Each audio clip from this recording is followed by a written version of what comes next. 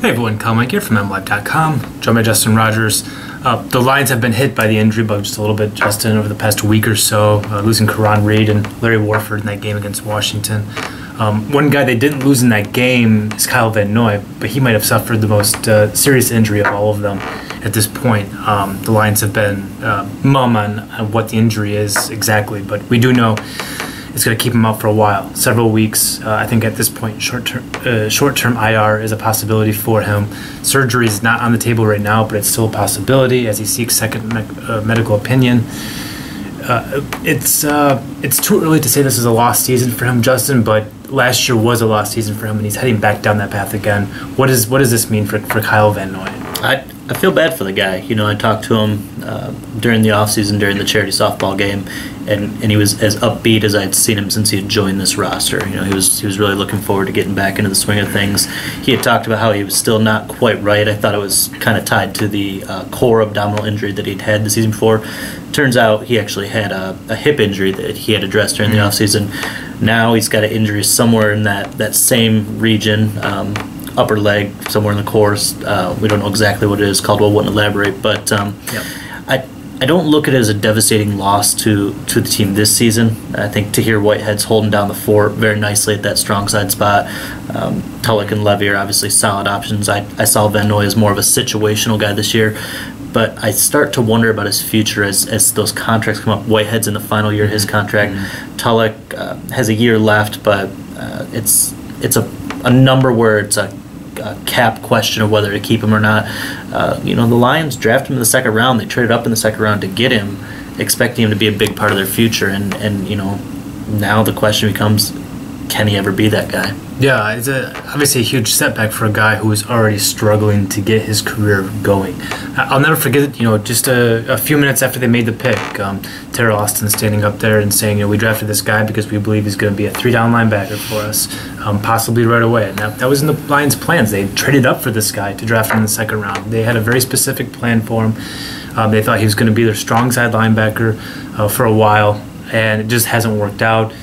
His rookie season was derailed before it ever got started. By the time he got back, Tahir Whitehead and Ashley Palmer were way ahead of him at linebacker. He was never in the fold significantly. I think he had 6 tackles all of last year, none for loss, just a total non-factor.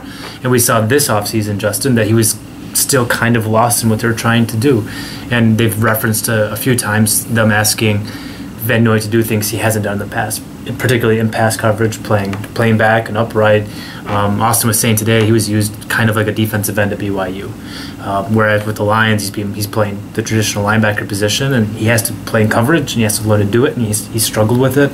He needs practice time. He needs to get up to speed, and it's hard for a guy to get up to speed when he's not in the practice field. If this turns into an injury like last year's, this could mean this could seriously derail his career. I don't know if you watched him at all in college. I've never, just some highlights when they made the pick. Yeah. I actually caught more of him his junior year when I was spending time going back and looking at Ansah when that talk was ramping up. The Lions might select him in the first round, and the guy was incredible, an incredible college football player, all over the field, making plays at every level, tackles behind the line of scrimmage, sacks, forced fumbled, interceptions. Despite playing more of a defensive end role, he did drop into coverage, and he did it very well. I'll go as far as say a DeAndre Levy-ish type player at the college level. Just all over. And with that comparison, I'd like to say, Levy started off very slow as a professional. He also had a lot of injuries. Some more were just related to his size and his workout routine at the time. But obviously we've all seen what Levy has developed into as he's found good health and good fortune on the field. Who else had injuries his first 2 years and has turned out to be okay? Matthew Stafford. Listen, I don't want to bury the guy. I don't want to call him a bust.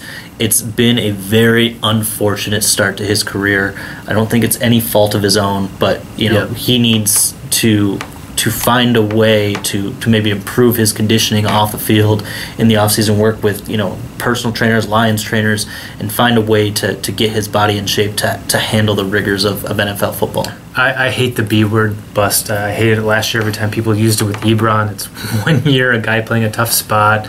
Obviously overmatched, but we already see it now with signs of Ebron figuring it out. We've seen it with Levy. You saw it with Stafford. People calling him a China doll and all these things. Hasn't missed a game. His teammate. Yeah, right. And in the past, since 2010, he hasn't missed a game. Right. So guys can turn it around. But Van Noy was lost when he was out there, and this does cast, I think, some serious concerns on his future with the club. And you referenced it before, but the Lions have immediate decisions they have to make on Tahir Whitehead, perhaps on Tulloch, but for sure with Whitehead. And if Whitehead plays well this year, they're going to have to pay him to stay, or if they think Van Noy could be the guy, then you can maybe let Whitehead go or something like that. But if you end up paying a chunk of change for Tahir Whitehead, then what does that mean for Kyle Van Noy's future in Detroit? These are the types of problems that can occur down the road if Van Noy really does indeed miss this season. Yeah, and the thing about Van Noy is, he genuinely is passionate about this football game. He loves football. I kind of worry about him mentally. I think a lot of these guys that are away from the game, like I said, he was really downtrodden about when we talked to him a lot last year, and then we got the upbeat, excited to be back Van Noy in this offseason. Caldwell's very good at keeping guys around the facility, keeping them active in the film room, and making them feel like a part of the team when they're down. You don't want to see a guy slip into, I guess, depression because they're not able to participate in the game that they love and they've built their entire life around. Yep. We got to get out of here. I've got a hot date, as you can see with the hot date suspenders. For Justin Rogers, I'm Kyle Monkey. We are MY. Keep it right here.